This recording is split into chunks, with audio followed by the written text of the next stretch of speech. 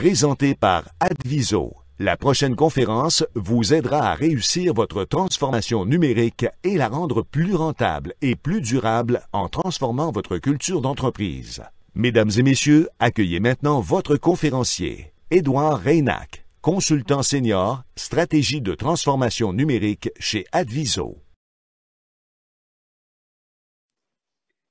Oui, bonjour à tous. Voilà, je vais ajuster légèrement ma caméra comme on m'a demandé si jamais je n'étais pas tout à fait au centre. Enchanté. Alors aujourd'hui, effectivement, on va parler rapidement en survol de la culture au service de la transformation numérique. Donc c'est un sujet, la culture, dont on parle de plus en plus. C'est tant mieux. J'espère qu'on en parlera encore plus parce que je pense qu'il y a beaucoup de choses à dire sur ce sujet. Alors, premièrement, je me présente rapidement. Donc, je suis consultant principal en transformation numérique chez Adviso. Je suis développeur autodidacte depuis 1998, donc j'ai développé beaucoup de sites web dans ma vie et j'en développe encore parce que c'est un plaisir, comme il y en a qui aiment l'ébénisterie ou la lutherie, j'aime coder. Voilà. J'ai aussi travaillé pour le Programme des Nations Unies pour l'environnement au Kenya, où j'ai un peu commencé là-bas ma carrière dans le domaine digital et communication. J'ai aussi été entrepreneur, j'ai eu ma propre agence digitale. Peut-être qu'il y en a parmi vous dans l'audience qui l'ont connue, cette agence-là. Sinon, bah, voilà. Poste de création et stratégie aussi, que j'en ai occupé plusieurs dans ma vie, en agence de publicité, à la pige, en intérim, etc. Des postes de direction aussi, de transformation. J'ai monté des équipes numériques à différents endroits. Et globalement, à travers ma carrière, j'ai gagné un peu plus que 17 prix nationaux et internationaux pour la qualité de nos réalisations en créativité numérique, stratégie et technologie. Donc évidemment des prix que je partage avec des équipes de gens brillants et passionnés. Chez Adviso, ce que je fais principalement, c'est du conseil, de la stratégie et de l'accompagnement en croissance, innovation et transformation numérique. Je travaille pour des très très grosses entreprises qui ont plus de 1 million de clients, tout comme je travaille pour de très petites entreprises qui ont besoin de quelques conseils ou encore d'un suivi régulier sur certains enjeux qu'ils peuvent avoir. Et je suis aussi formateur les affaires, donc en novembre, s'il y en a qui s'intéressent, je donne une journée complète où je parle vraiment de transformation numérique, du processus un peu plus complet, pas juste de la culture. Donc, s'il y en a qui s'intéressent, voilà. Sentez-vous à l'aise de m'envoyer un email, de m'ajouter sur LinkedIn ou encore d'aller regarder sur le site internet de Les Affaires. Pourquoi, donc, comme je vous disais, c'est intéressant de parler de culture. Évidemment, la transformation numérique n'est pas une question de technologie. C'est une évidence pour moi, ça ne l'est pas pour tout le monde. La plupart des clients, même avec qui je parle, je sais qu'il y en a certains dans l'audience en ce moment, se reconnaîtront. Parfois, on a tendance à vouloir rapidement instaurer une plateforme, mettre en place un nouveau système, une nouvelle technologie. Et souvent, on n'a pas forcément pris le temps de réfléchir que voilà, c'est pas juste un changement de système. Un système peut entraîner un changement de paradigme dans l'organisation. Et en fait, parfois, ce système-là, peut-être qu'on n'a pas besoin d'en changer, on a juste besoin d'apprendre aussi à s'en servir de la bonne manière. Et globalement, une transformation numérique, c'est aussi une question de modèle d'affaires. On a beaucoup d'entreprises, par exemple, qui viennent nous voir et qui vont nous poser des questions plus précises sur le positionnement de leur entreprise, ce genre de choses-là. Et ces questions-là mènent à des transformations numériques. Donc, c'est d'abord une question organisationnelle. Et parce qu'on parle d'organisation, on parle de la culture. Le MIT, d'ailleurs, à ce sujet est très, très clair. Le MIT Sloan Management Review, qui est un peu l'équivalent du Harvard Business Review, mais pour le MIT, ils le disent en introduction de leur numéro en 2015, l'histoire des avancées technologiques en entreprise est parsemée d'exemples de compagnies qui se concentrent sur les technologies sans investir dans les capacités organisationnelles pour soutenir leurs impacts. Dans de nombreux cas, les attentes n'ont pas été remplies car les organisations n'ont pas changé leur manière de penser, leur processus, et n'ont pas su développer une culture qui encourage le changement. Donc ça, c'est la slide généralement que certains d'entre vous potentiellement vont vouloir faire un petit screenshot. Ne vous en faites pas, de toute façon, vous allez le recevoir à la fin de PDF. Mais parfois, ça peut être intéressant pour encourager les gens à pas seulement investir dans la nouvelle technologie, mais à prendre en compte aussi tous les coûts qui vont venir en aval de cette nouvelle technologie-là que vous souhaitez adopter, si c'est ça la raison principale de votre transformation numérique. S'il y a d'autres choses, simplement, par exemple, si vous êtes un patron et que vous trouvez que votre entreprise a du mal à aller à la vitesse de changement que vous aimeriez qu'elle ait. Vous avez probablement aussi un enjeu au niveau de votre culture et peut-être que c'est pas tant des nouveaux outils que vous avez besoin, mais peut-être de travailler un peu plus sur votre culture et c'est de ça qu'on va discuter aujourd'hui. Finalement, je vous partage simplement c'est souvent dit process, people, platform, dans différents sens en fonction des schémas. Dans ce cas-ci, je vous invite à bien vous rappeler que les plateformes viennent après qu'on ait des bons processus et qu'on ait des bons humains pour supporter ces processus. Donc, d'abord, on doit s'assurer qu'on a des humains qui sont formés et qu'on les supporte dans leurs tâches. Après ça, de saturer les processus. Donc, quand on parle de saturer les processus, c'est vraiment une philosophie assez propre à Adviso de ce côté-là, mais de dire on veut s'assurer que les processus, vraiment, là, on est arrivé au maximum de ce qu'on est capable de faire en termes de raffinement de nos processus.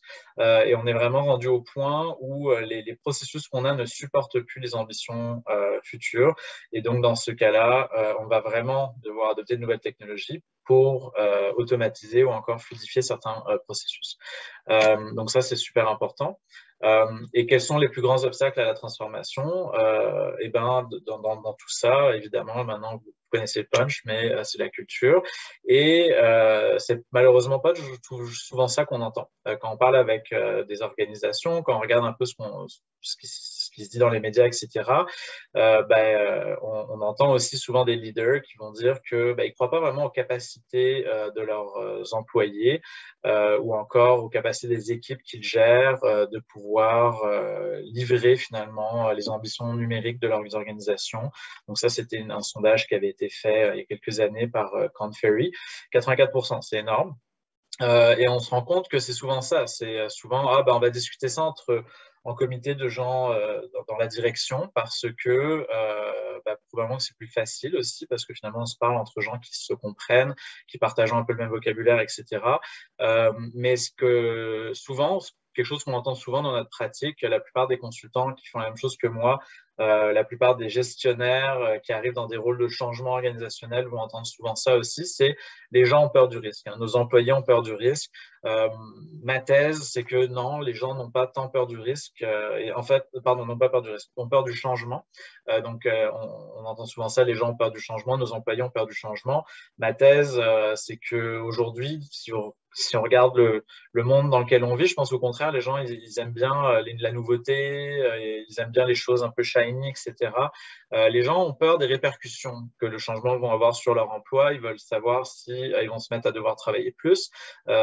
Si ce genre de choses-là, par contre, les insécurise effectivement. Et souvent, on prend juste pas le temps de former les talents à la même vitesse que on transforme, par exemple, nos plateformes numériques. Donc, on se retrouve avec des gens qui ont un peu l'impression finalement qu'ils sont un peu laissés pour compte ou encore qu'ils n'arrivent pas à se mettre à jour assez vite. Et ça crée beaucoup d'insécurité et de frustration dans les équipes, ce qui peut nous amener à croire que il va nous falloir vraiment une excellente stratégie pour notre transformation. Et qu'est-ce que c'est une bonne stratégie selon moi, c'est de se créer des options dans le futur.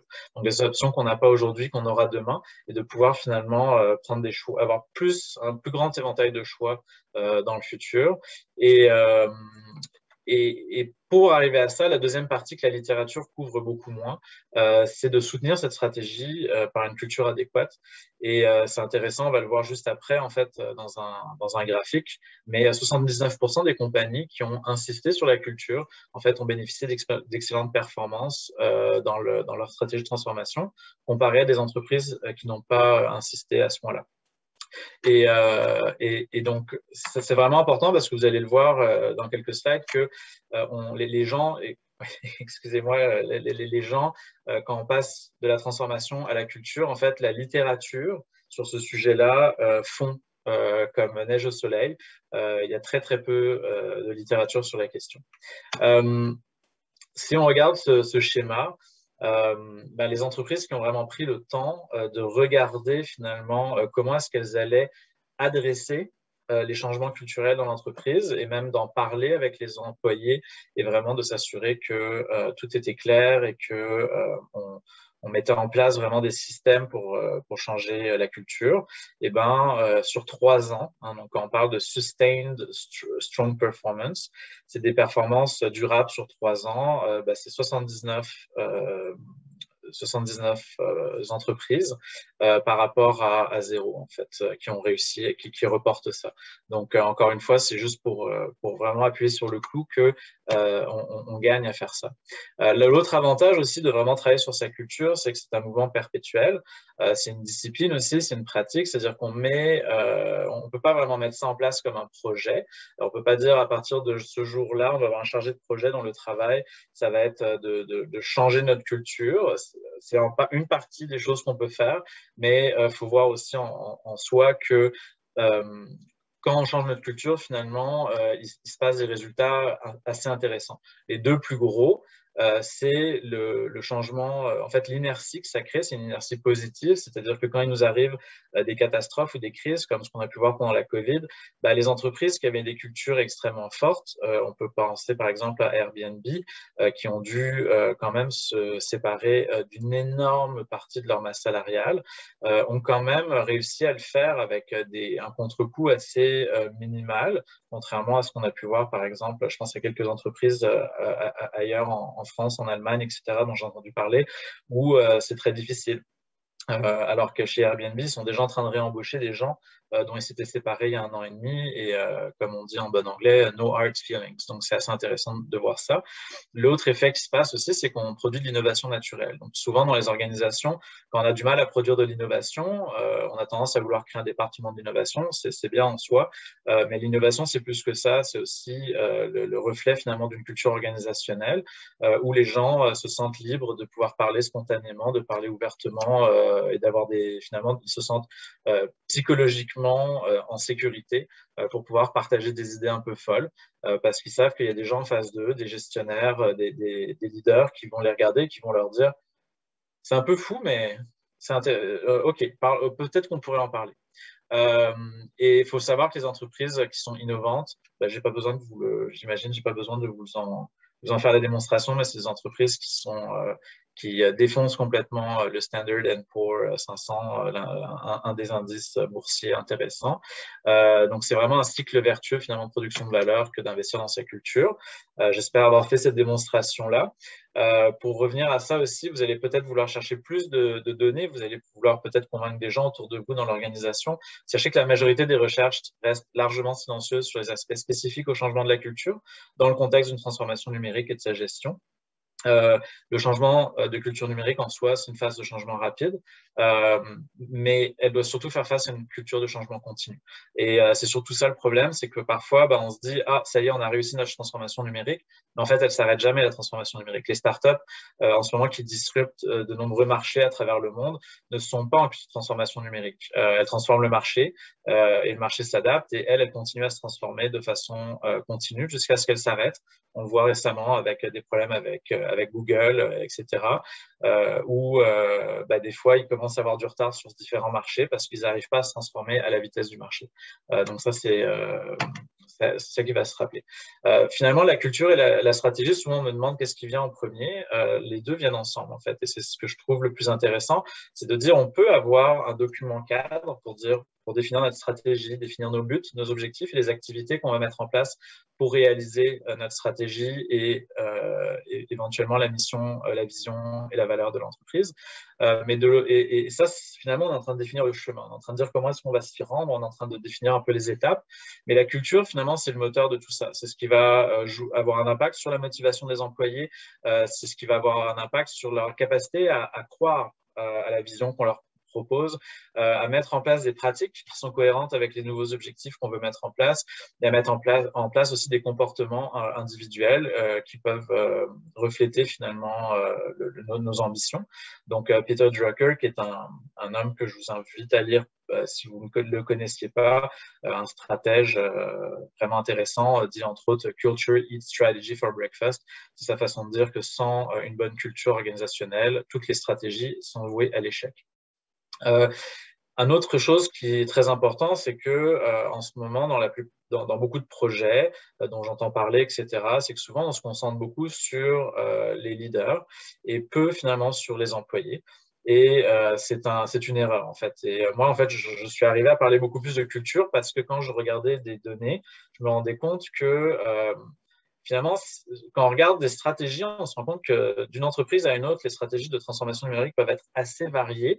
On peut aller d'une banque en Asie qui a décidé de libérer 20% du temps de ses employés pour leur permettre de participer à des programmes d'innovation, et d'autres entreprises qui ont fait ça d'une façon totalement différente. Par contre, ce qui est intéressant de constater, et Accenture a fait une étude là-dessus et d'autres l'ont fait aussi, c'est que les programmes de transformation qui fonctionnent vraiment bien, en fait, sont des programmes qui focus autant sur les employés normaux que les leaders. Alors que les programmes qui fonctionnent mal sont souvent des programmes qui mettent beaucoup l'emphase sur des objectifs de performance. Vraiment, ils mettent beaucoup l'emphase sur les rendements au niveau de la direction. Et les employés, au contraire, on leur demande finalement un peu de suivre le rythme des choses et de se plier à ce qu'on leur dit de faire. Et c'est dans ces cas-là, généralement, on assiste à des contre-performances. Donc, je pense que c'est important de se rappeler ça aussi.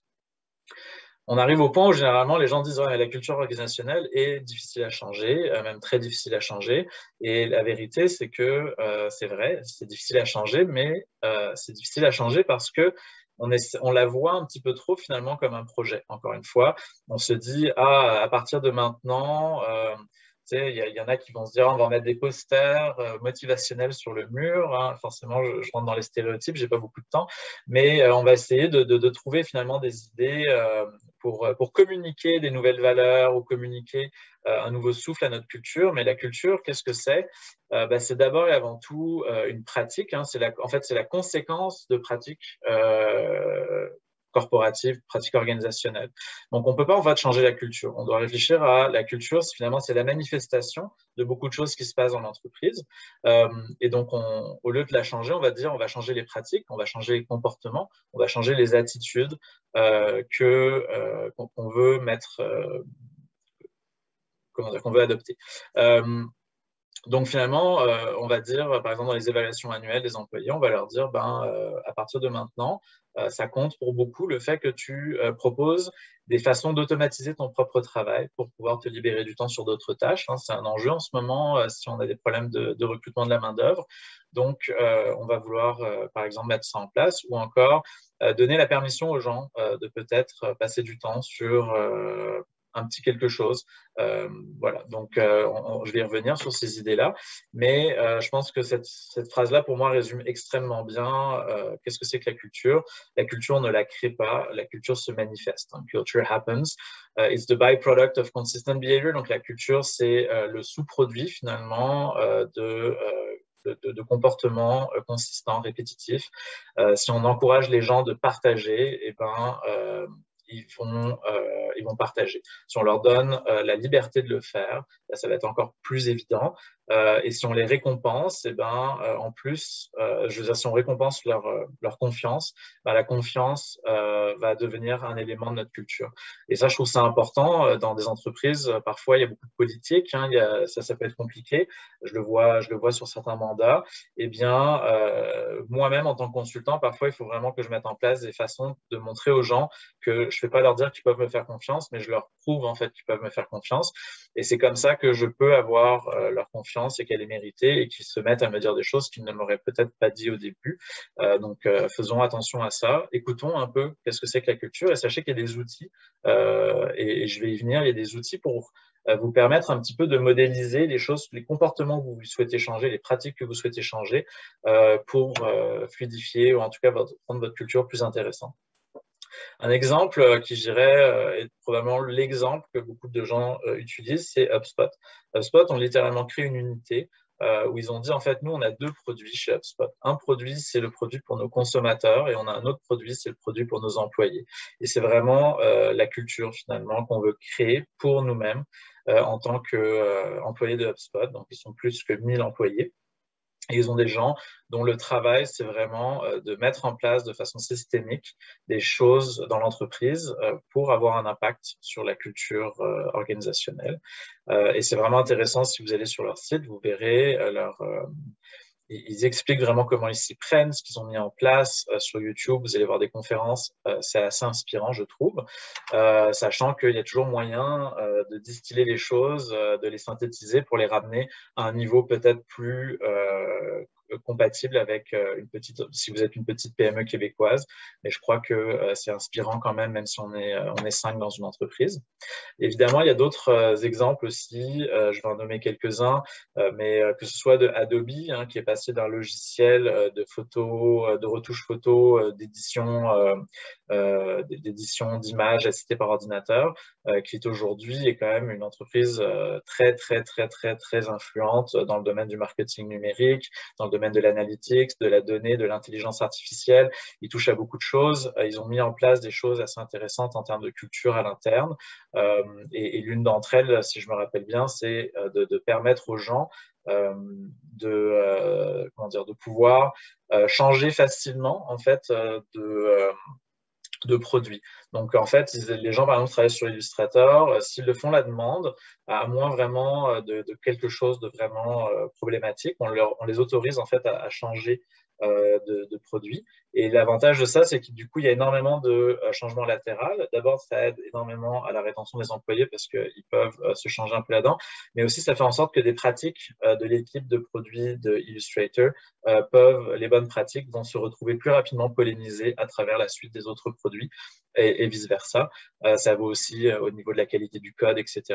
Netflix, vous le savez, est une entreprise qui a donné des vacances illimitées à ses employés et ils ont mis beaucoup d'autres choses comme ça en disant qu'à la base, il y avait de la confiance. Donc, ils donnent leur confiance d'abord et si nécessaire, ils la retirent ensuite simplement en arrêtant, en terminant l'emploi de la personne parce qu'ils veulent s'assurer, finalement, c'est une façon pour eux très simple de dire les gens avec qui on travaille, c'est les gens avec qui on fait confiance. Si on n'a pas confiance en eux, on ne travaille plus avec eux. Gore, vous les connaissez peut-être sous le nom de leur produit, Gore-Tex. C'est une entreprise qui s'est horizontalisée. Donc, c'est une entreprise qui est très, très vieille. Hein. Je pense qu'elle a plus que 100 ans, si je ne m'abuse. Ils fabriquent aujourd'hui des tissus techniques. C'est vraiment une entreprise qui s'est plusieurs fois réinventée à travers les différents cycles industriels dans le domaine du textile. Et c'est une entreprise qui doit une grosse partie de sa réinvention au fait qu'ils sont organisés de façon extrêmement horizontale. Il y a très, très peu de paliers hiérarchiques. En tout cas, c'est comme ça qu'ils créditent leur succès.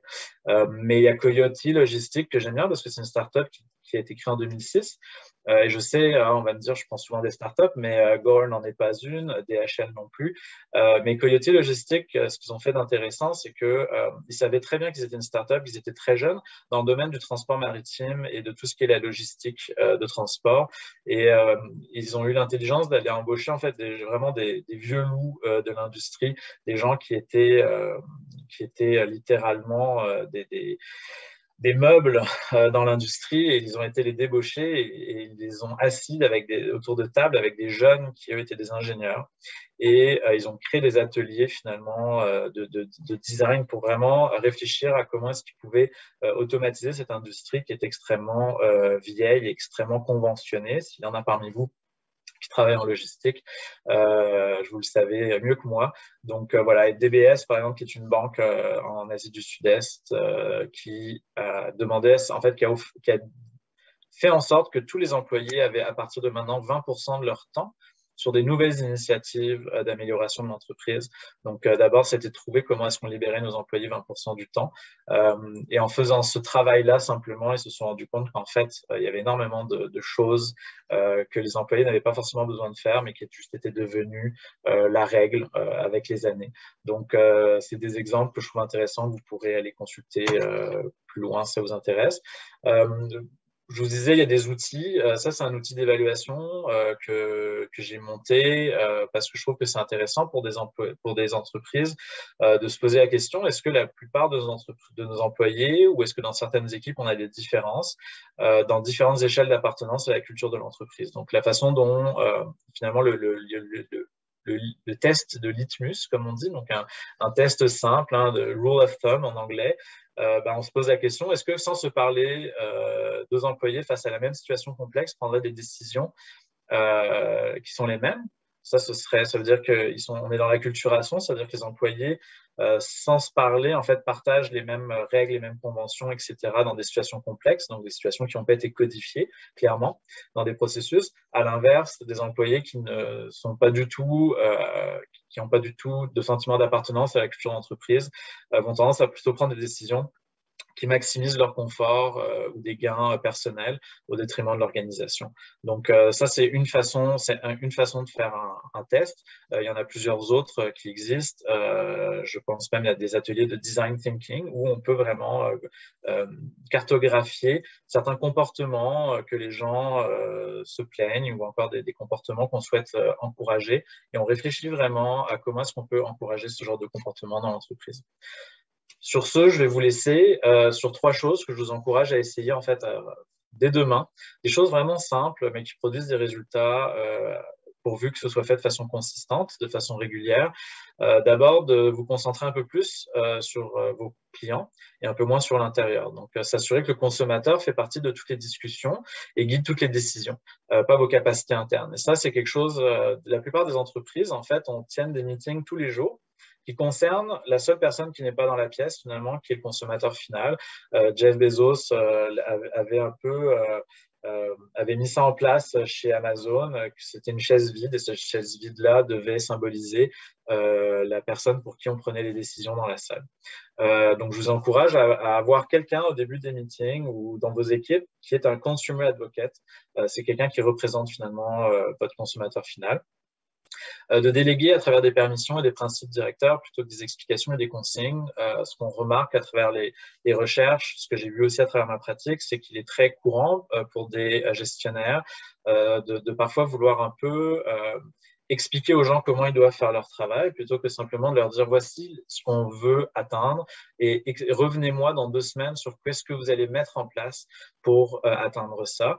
Et n'importe quelle personne normalement qui travaille dans une entreprise est capable quand même d'expliquer ce qu'il est capable de mettre en place pour atteindre les résultats que vous recherchez. Ou encore, s'il ne pense pas que c'est faisable, il peut au moins vous dire pourquoi et vous pouvez avoir un échange là-dessus. Je pense que ça, c'est une chose à faire. Et la troisième chose, de plus vous intéresser directement dans l'action et la collaboration à ce qu'on peut faire plutôt que la planification. C'est-à-dire que je vous encourage à devenir beaucoup plus visuel quand on parle justement des processus internes à une entreprise qu'on souhaite modifier à travers une nouvelle technologie et autres. Je vous encourage beaucoup plus à dessiner. C'est fou à quel point on dessine peu, on a tendance à beaucoup parler, à écrire. Même si vous n'êtes pas des bons artistes ou quoi que ce soit, vous allez voir que de simplement être plus visuel va vous donner énormément de valeur très rapidement et va permettre à ce que tout le monde, quel que soit leur rôle dans l'entreprise, soit capable finalement cognitivement de se rallier à ce que vous écrivez. Donc, à ce que vous dessinez. Donc voilà, c'est 3 petites choses toutes simples, mais qui font de grandes différences. Là-dessus, je vous laisse sur des questions. Il nous reste 3 minutes. Donc, s'il y a 1 ou 2 questions, ça va me faire plaisir de les prendre. Je vais aller regarder mon Slido.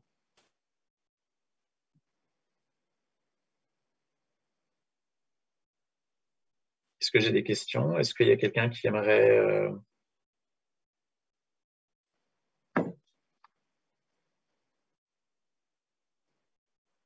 Pas de questions. Très bien. Dans ce cas-là... merci. Merci. Je suis content que ça vous ait intéressé. Sinon, écoutez, s'il me reste une petite minute, est-ce qu'il y a peut-être un petit point que je pourrais vous ajouter? Pourquoi pas? Donnez-moi 2 petites secondes. Je n'ai plus de souris. Voilà, j'ai une souris. Et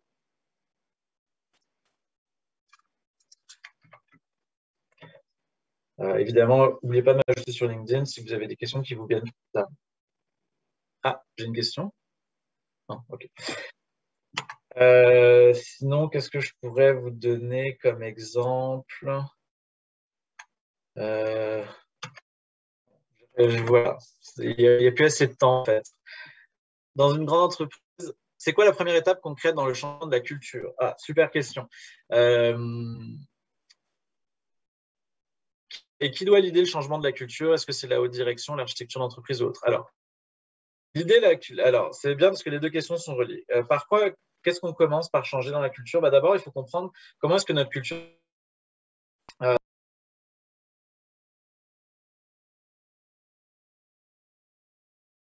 Chers participants, cette session est maintenant terminée. Merci de vous déconnecter et de retourner dans votre programme personnalisé pour vous connecter à la prochaine présentation.